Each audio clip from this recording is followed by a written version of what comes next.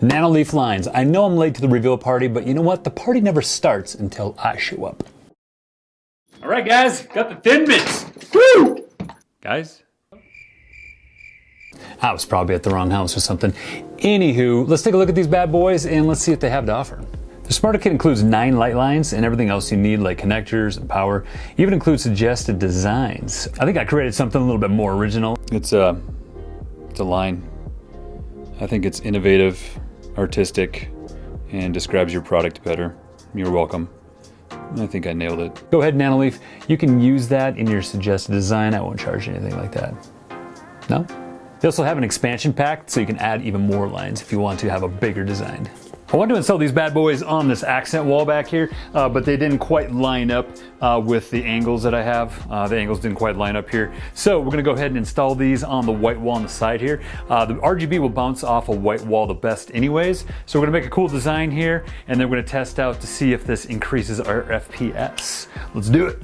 I think the hardest part is actually laying it out and coming up with a design. So I think I'm gonna roll with this. Let's go test it out. Let's go put it up. They connect and disconnect really easy, which is really nice. They feel, like good quality lights. They're not too cheap.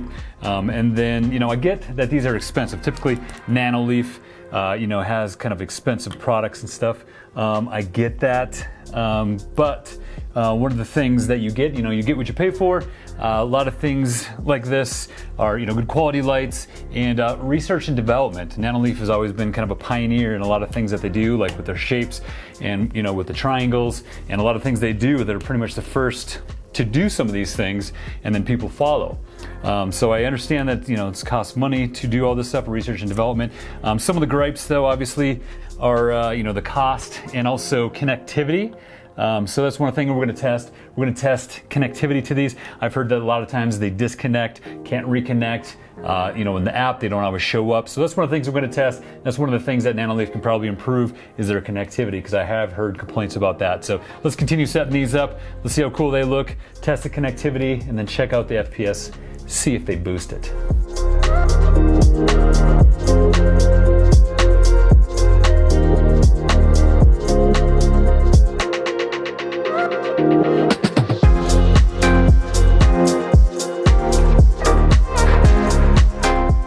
And I recommend getting one of these cable raceways so you can hide these cables here. My wall is gonna be a little weird because I got a power strip or the outlet right here, so I'll probably do something like this.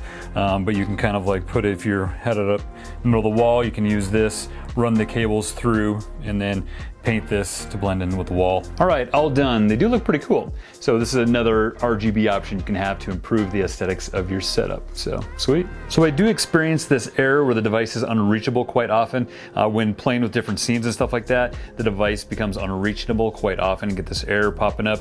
When I connected up to it for the first time, make sure you're on a 2.4 gigahertz wireless network, not a 5. It should sense it. I had no problems connecting. It's just when I'm in the app and trying to select different things, it seems like it disconnects quite often. So hopefully Nanoleaf fixes this. I know this guy says RGB increases your frames per second, but let's do some testing and see if it's really true. And what's cool, this thing has RGB, so it can match your setup's color theme and give that FPS boost to somehow improve your crappy aim. All right, let's see if these things improve our FPS or not. All right, Nanoleaf Lines are off. We're gonna see how many FPS we get just normally without the RGB. 59 frames per second with it off. All right, let's try with RGB on. 59 frames per second, even with the RGB on. Maybe we'll try rhythm scenes or some music mode or something to see if that increases FPS. Music mode, looks like 59 frames per second too. All right, maybe screen mirror will improve our frames per second. Screen mirror still 59 frames per second. What? Disregard that my monitor maxes out at 60 hertz. Either way, that guy is super sketchy. Don't trust him. Time to appease the YouTube algorithm gods and end abruptly, so you see that end screen. Smoke bomb.